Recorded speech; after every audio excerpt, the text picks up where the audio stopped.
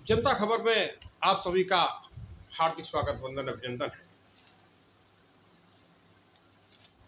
और आज कुछ खबरें दिल्ली की,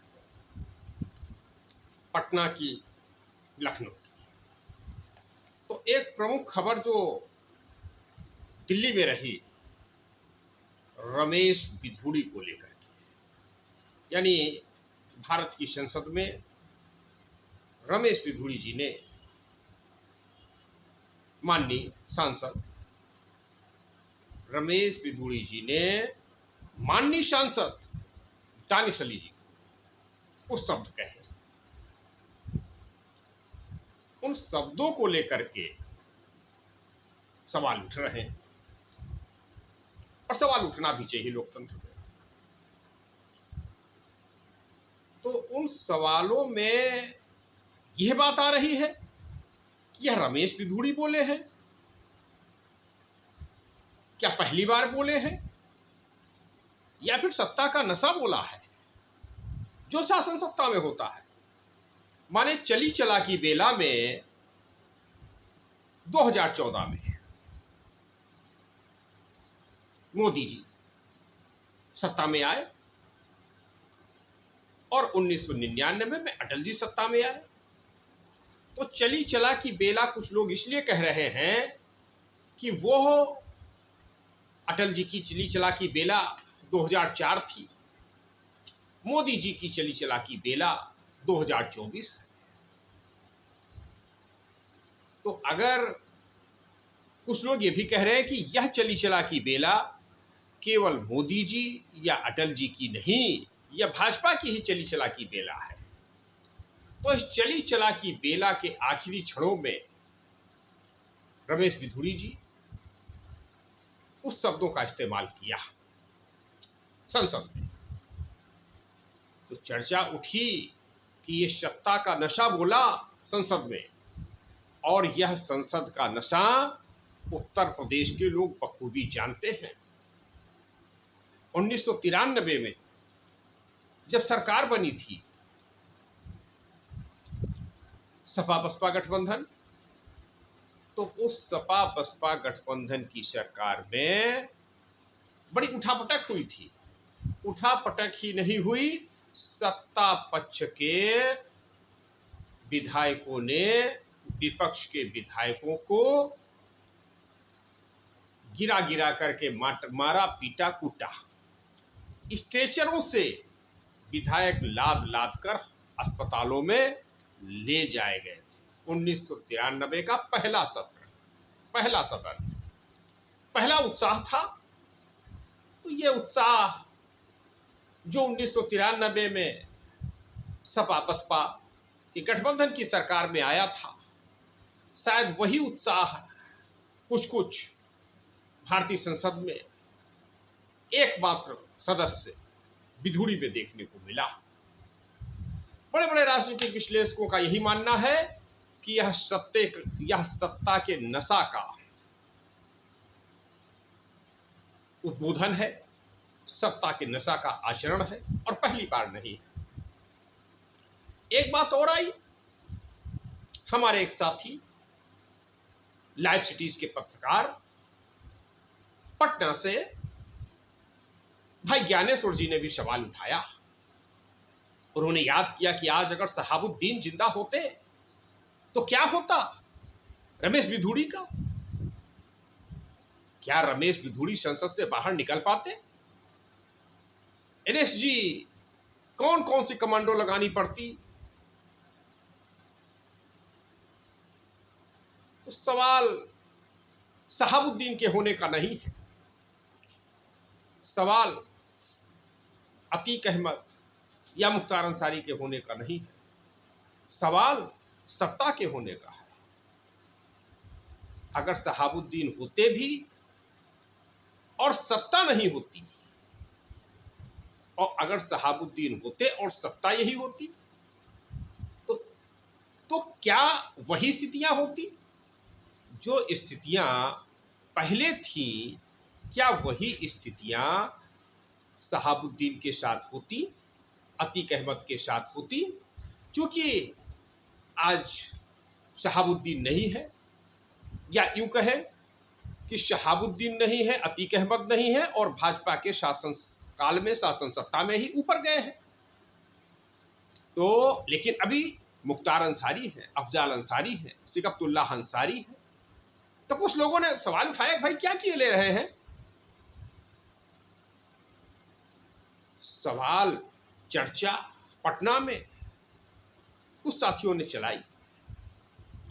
तो यह बात समझ लेना चाहिए कि जिस भाजपा के शासनकाल में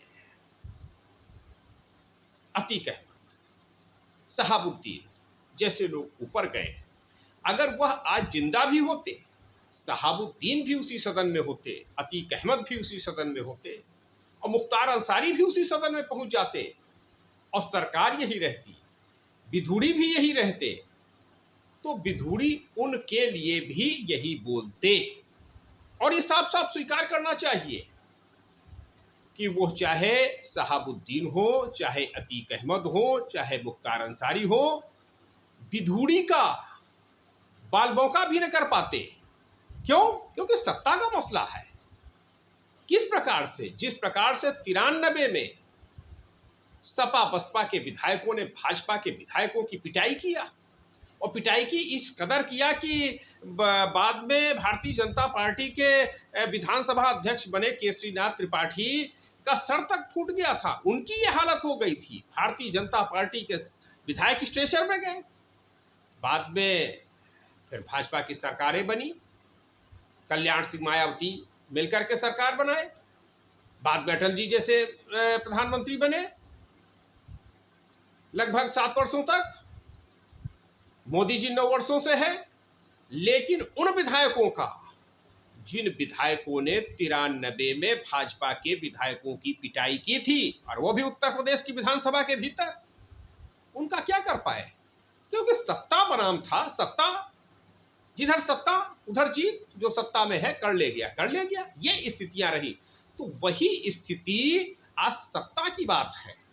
आज ये भाषण रमेश विधूड़ी का भाषण नहीं है, यह सत्ता का भाषण है। वो सत्ता चाहे जिसकी हो, उस सत्ता के भाषण को सहन करने के अलावा कोई विकल्प नहीं दिख रहा है।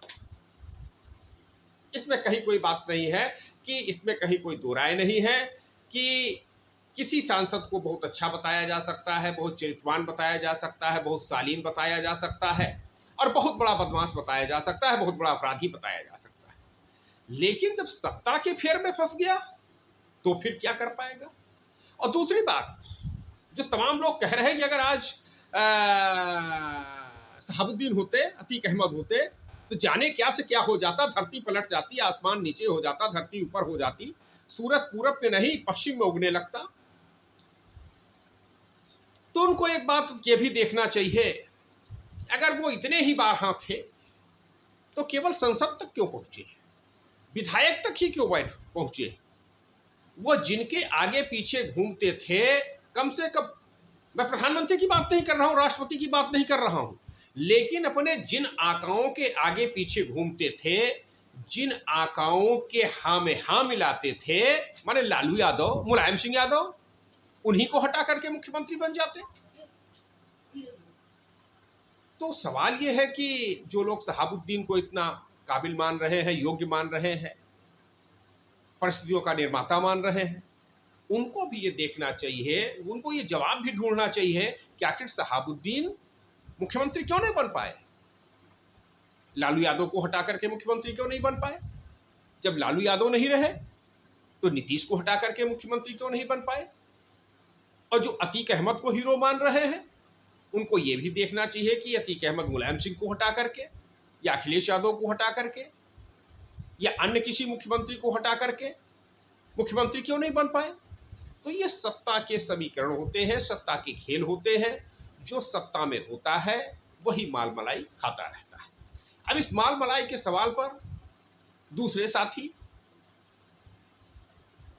अभी हाल ही में कांग्रेस के प्रदेश अध्यक्ष बने, बनारस से, इधर लखनऊ प्रवास के दौरान अजय राय जी ने भी दहाड़ा संघ के प्रचारकों पे बड़ा आरोप लगाया कि संघ के प्रचारक कौन कौन सी गाड़ी से चल रहे हैं, आईफोन ले रहे हैं, आईफोन का लेटेस्ट मॉडल चाहिए उन्हें, फॉर्च्यूनर गाड़ी चाहिए उन्हें। तो सवाल यह है कि जो भी शासन सत्ता में होता है, जब कांग्रेस के लोग नए नए आए हुए थे तो कांग्रेस के कुछ नेता कार्यकर्ता जो नेता बन गए, जो नजदीक हो गए, उन नेताओं को भी अम्बेसडर कारें, पर्दे वाली जीपें मिलने लगी, वो चाहने लगे, लेकिन सबको तो नहीं मिली। आज भी जब अजय राय जैसे लोग आरोप लगा रहे हैं, या उनके हिसाब से सच भी हो या परिस्थितियां भी सच हो, तो जहां एक तरफ कुछ लोग आईफोन के लेटेस्ट मॉडल पा रहे हैं, कुछ लोग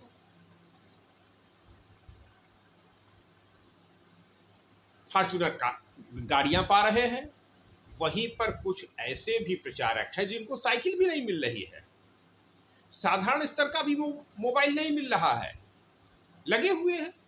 तो कौन क्या संबंध बना करके आईफोन ले पा रहा है, फॉर्च्यूनर ले पा रहा है, ये सब विषय है। और ये जो ले रहे हैं, ये किन किन राज्यों में ले रहे हैं फॉर्च्यूनर, आईफोन? क्या वह केवल जहां भाजपा की सरकारें हैं वहां ले रहे हैं, या जो कांग्रेस की सरकारें हैं वहां पर भी ले रहे हैं? ये भी स्पष्ट करना चाहिए अजय राय को। और अगर जिन राज्यों में कांग्रेस की सरकारें हैं, उन राज्यों में भी संघ के प्रचारक आईफोन ले रहे हैं,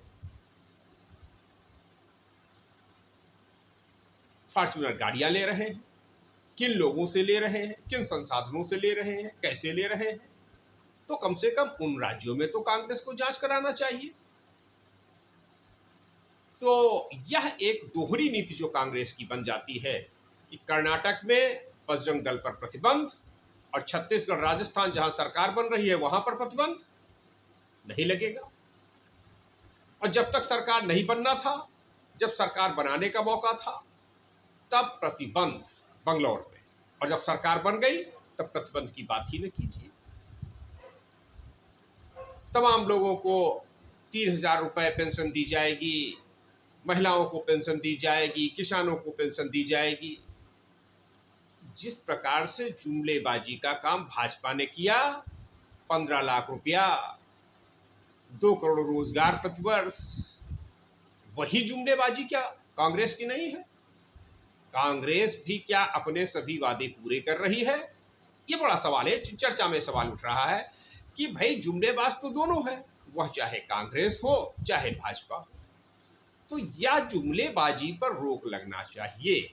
जैसे राइट टू रिकॉल की बात होती है कि जनप्रतिनिधियों को 5 साल पर वापस बुलाना चाहिए, ये बात लोकनायक जयप्रकाश नारायण की विचारधारा पर बात होती है। 11 अक्टूबर आ रहा है, 11 अक्टूबर को इको गार्डन लखनऊ में लोकनायक जयप्रकाश नारायण की जयंती मनाने की तैयारियां जोरों पर चल रही है। लखनऊ और उसके आसपास विभिन्न स्थानों पर बैठकों का दौर चल रहा है। 15 नवंबर को चित्रकूट जयंती की तैयारियां चल रही है, तो उनमें राइट टू रिकॉल की चर्चा हो रही है। उसी प्रकार से यह भी चर्चा होनी चाहिए कि इस जुमलेबाजी पर रोक लगना चाहिए। जो सरकारें वादा करे और उसका समय पीरियड 6 महीने, साल भर, 2 साल, 5 साल अगर नहीं पूरा कर पाती हैं, तो उन पर भी एक्शन होना चाहिए। और ये राइट टू रिकॉल में काफी कुछ पूरा हो जाएगा। 6 महीने, 1 साल, 2 साल देखा गया और देखने के बाद वो नहीं पूरा कर पा रहे, तो जनता को अपने प्रतिनिधि को बुलाने का अधिकार होना चाहिए, जो लोकनायक जयप्रकाश नारायण जी कहते थे, जो संपूर्ण क्रांति का अहम हिस्सा था। तो संपूर्ण क्रांति तो समस्त समस्याओं का समाधान ढूंढती है, तो इसलिए जरूरत है कि राइट टू रिकॉल को लाया जाए। आप सब देखते रहिए जनता खबर को, लाइक कीजिए, कमेंट कीजिए, शेयर कीजिए, अपने विचारों से जनता खबर को अवगत कराइए। इसके साथ आपको बहुत बहुत धन्यवाद।